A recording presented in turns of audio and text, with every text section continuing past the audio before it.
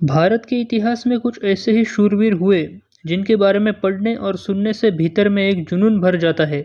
इन लोगों ने जिस तरह से मातृभूमि को सबसे ऊपर रखकर उसके मान को कभी भी झुकने नहीं दिया, वह हमेशा के लिए उन शूरवीर योद्धाओं को महान बना गई। लेकिन अपनी मातृभूमि की शान को बचाने के लिए इन योद्धाओं को ऐसी जंग भी लड़नी पड़ी जिसमें खुद को कुर्बान करते हुए लोग हमेशा के लिए अमर हो गए। फिर चाहे वो शिवाजी महाराज हो या महाराणा प्रताप, इन सब के साथ इतिहास का कोई खास युद्ध जुड़ा हुआ है।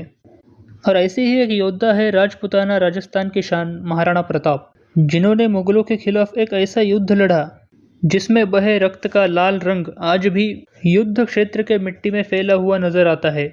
तो आखिरकार कौन सा था ये युद्ध, तो जानेंगे इस वीडियो में। तो ये वह समय था जब दिल्ली में मुगलों की सल्तनत अपने आप को फैलाने में लगी थी। दूसरे मुगल बादशाह हुमायूं की मृत्यु के बाद अकबर मुगल सुल्तान बन चुके थे और सिंहासन पर पहुंचने के बाद अकबर ने मेवाड़ छोड़कर राजस्थान में बाकी सभी राज्यों के साथ, ज़्यादातर राजपूत राज्यों के साथ अपने रिश्ते मजबूत कर लिए थे। और दूसरी तरफ महाराणा प्रताप थे जिन्होंने मुगलों से मिलने के लिए साफ मना कर दिया था। अकबर के काल तक मुगल साम्राज्य दूर दूर तक फैल चुका था। ऐसे में छोटे से मेवाड़ का उसकी अधीनता स्वीकार न करना अकबर को परेशान कर रहा था, क्योंकि महाराणा प्रताप ने यह साफ कह दिया था कि मेवाड़ कभी भी मुगलों का स्वीकार नहीं करेगा, भले ही स्वाधीनता की उसे कुछ भी कीमत चुकानी पड़े।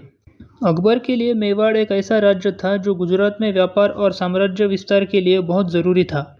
इसलिए वह महाराणा प्रताप के पास कई राजदूत भेजने लगा ताकि महाराणा प्रताप उनसे संधि कर ले। लेकिन ऐसा नहीं हुआ, जिसका सीधा मतलब था कि महाराणा और अकबर में युद्ध होगा। और जैसा सोचा गया वैसा ही हुआ। और 18 जून 1576 को दोनों सेनाएं हल्दी घाटी के मैदान में आमने सामने थी। मानसिंह मुगल सेना को लीड कर रहा था। मानसिंह उसी इलाके से आता था, इसलिए वो राणा की ताकत को भली भांति जानता था। इसलिए आगे बढ़कर आक्रमण करने की भूल वो कभी नहीं कर सकता था। वो जानता था कि राणा के सैनिक हर पहाड़ी पर तीर कमान लिए बैठे हैं, इसलिए अगर वो अपने स्थान से हिला तो उसके सैनिक बिना पहल किए ही मार दिए जाएंगे। इसलिए वो चाहता था कि प्रताप मानसिंह पर आक्रमण करे और मानसिंह के घुड़सवारों, हाथियों और पैदलों की सेनाओं के जाल में फंस जाए, क्योंकि यह एक पहाड़ी इलाका था जिसमें अकबर की तोपें अधिक कारगर साबित नहीं हो सकती थी। इसलिए भालों से लड़ने वालों के सामने तलवारों से लड़ने वालों को भेज दिया गया। और उधर मानसिंह सेना सजाकर खड़ा था और इधर महाराणा प्रताप अपनी ज़मीन पर दुश्मन की सेना को देखकर बड़े क्रोध से उबल रहे थे।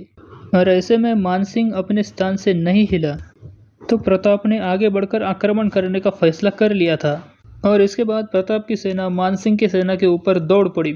और इसके बाद भाले चमक उठे, रणभेरी बजने लगी और घोड़ों ने ज़ोर ज़ोर से दौड़ना शुरू कर दिया और हाथी भी दौड़ने लगे। और राणा के योद्धाओं ने मानसिंह के योद्धाओं पर आक्रमण करना शुरू कर दिया था। राणा का आक्रमण इतना ज़बरदस्त था कि मुगलों की सेना का अगला और बायां हिस्सा बुरी तरह से टूटकर बिखर गया था और मुगलों की बाकी की सेनाओं को समझ नहीं आ रहा था कि वो क्या करे। हालांकि प्रताप की सेना बहुत कम थी और ना उनके पीछे कोई रास्ता था, और इसीलिए राणा ने शत्रु के मध्य की सेना तथा बाएं अंग की सेना को हराने के लिए हाथियों से प्रहार किया ताकि उनका युद्ध से कोई कंट्रोल ना जा सके। और युद्ध में राणा अपने नीले घोड़े पर सवार थे, जिसे हम सब लोग चेतक के नाम से जानते हैं।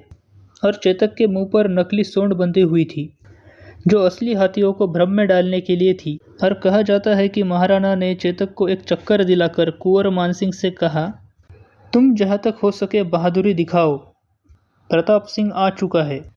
और यह कहकर प्रताप ने मानसिंह पर भाले का वार किया जो कि उसके कवच में लगा और वो बच गया। लेकिन महाराणा को लगा मानसिंह मर गया है, लेकिन तभी उसकी हाथी के सोंड में अटकी हुई तलवार से चेतक का पिछला पैर बुरी तरह से जख्मी हो गया था। लेकिन वो तब भी महाराणा के साथ लड़ता रहा। फिर महाराणा ने मानसिंह को मरा समझकर घोड़े को पीछे मोड़ लिया और युद्ध का तीसरा हिस्सा भी महाराणा प्रताप के पक्ष में ही था। इसलिए मुगल सेना में भयानक निराशा छा गई थी और उसके पैर उखड़ने लगे थे। और फिर अचानक मुगल सेना में यह समाचार फैल गया था कि शहंशाह अकबर खुद अपनी सेना लेकर आ रहे हैं। और अकबर के आगमन की सूचना से उत्साहित होकर मुगल सेना ने महाराणा प्रताप को चारों ओर से घेर लिया था और इससे महाराणा प्रताप के प्राण संकट में आ गए थे। इसके बावजूद भी राणा अब भी मुगल सेना को गाजर मूली की तरह काट रहे थे, लेकिन चारों तरफ से घेर जाने के कारण उस पर चारों ओर से हमले होने लगे। इस तीसरी और अंतिम मुठभेड़ में महाराणा प्रताप पर कुल 7 जानलेवा घाव हुए। उसमें 3 घाव भाले से और 1 घाव बंदूक की गोली से और 3 घाव तलवारों से। और अब क्योंकि प्रताप बहुत घायल हो चुके थे, तो ऐसे में सरदार मन्नाजी झाला ने प्रताप का मुकुट खुद पहन लिया और प्रताप को सही सलामत युद्ध से बाहर निकलवा दिया। और वही मुगल सेना ने मन्नाजी को राणा समझकर निशाना बनाया।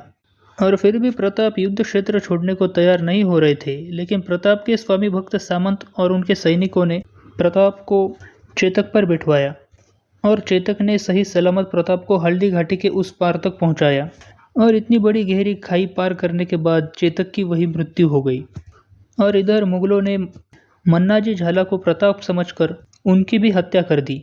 और इसी के साथ उनकी मृत्यु के बाद यही हल्दी घाटी का युद्ध खत्म हो गया। और दोस्तों, आपको ये वीडियो पसंद आया हो तो आप मेरे चैनल को लाइक और सब्सक्राइब ज़रूर कीजिए। आप सबका बहुत बहुत धन्यवाद।